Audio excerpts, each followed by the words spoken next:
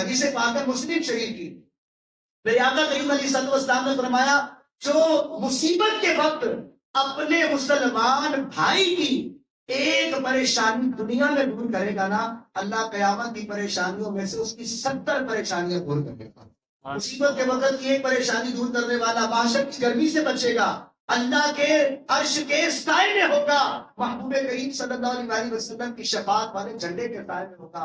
ایک شخص گھر میں لیٹا ہوا، اچانک آنکھ کھل جاتی ہے، اب دوبارہ نیند نہیں آ رہی، کمرے سے نکلا برآمدے میں، برآمدے سے آگے صحن میں ٹہلتے ٹہلتے گھر سے باہر ہو گیا، گھر سے باہر نکلا تو گلیوں سے گزرتا گزرتا مسجد کے پاس سے گزرا، مسجد کے اندر سے کسی کے رونے کی آواز آئی، یہ سمجھ گیا کہ اس بندے کے رونے نے مجھے سونے نہیں دیا۔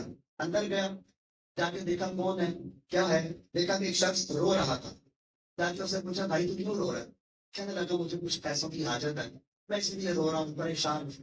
کہا اچھا، اس نے اپنی جیب میں ہاتھ ڈالا، جتنے بھی پیسے دینا نکال کے اس کو دے دیے، اور کہنے لگا ابھی میرے پاس اتنے ہی پیسے ہیں، تم یہ پیسے رکھ لو، اگر تمہیں اور پیسے چاہیے ہو تو میرے اس ایڈریس پہ رابطہ کر لینا، یہ میرا ایڈریس بھی رکھ لو، کیونکہ ابھی میں پیسے دینے کے ارادے سے تو باہر آیا نہیں تھا، اس لیے میرے پاس اتنے ہی پیسے ہیں، تم اتنے قبول کر لو، اگر اور چاہیے ہو تو یہ ایڈریس لے لو، اس ایڈریس پہ رابطہ کرنا، تمہیں اور پیسے مل جائیں گے۔ کہنے لگا نہیں نہیں، اپنا ایڈریس، اپنا رابطہ، اپنا پتہ اپنے پاس ہی رکھو۔ کہنے لگا ہے تمہیں ضرورت پڑے گی؟ کہا نہیں نہیں، جب ضرورت پڑے گی تب کی تب دیکھی جائے گی، میرے پاس پہلے سے ہی ایک ایڈریس موجود ہے، میرے پاس پہلے سے ہی ایک ایڈریس موجود ہے، سمجھنے والے سمجھ گئے ہوں گے۔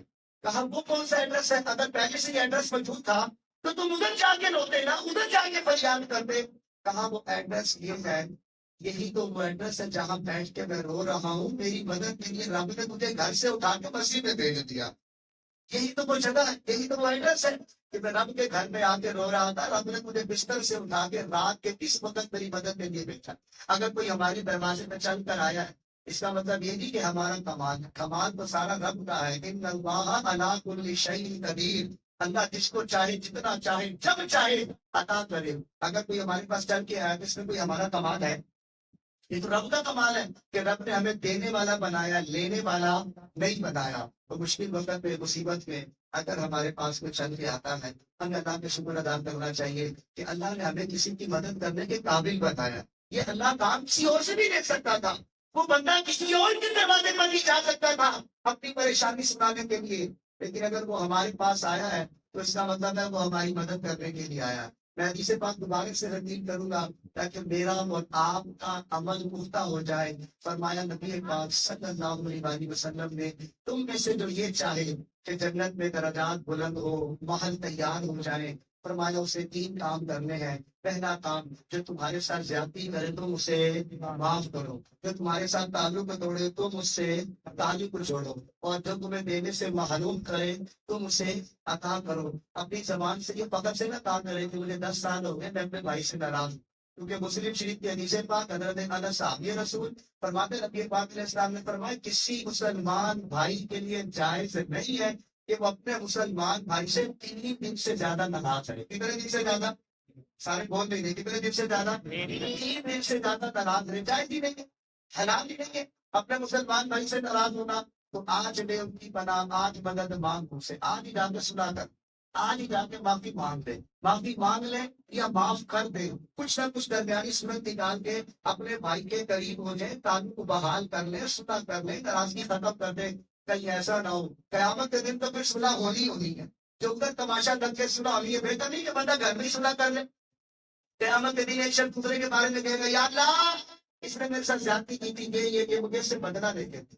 اللہ فرمائے گا کہ اچھا، اس کو ایک محل دکھایا گیا، اور زبردست محل دکھایا گیا، اس محل کے اندر چشمے، 4 طرح کی تو نہریں ہوگی، دودھ کی، شراب کی، پانی کی، ٹھیک ہے جی، نہریں ہوگی۔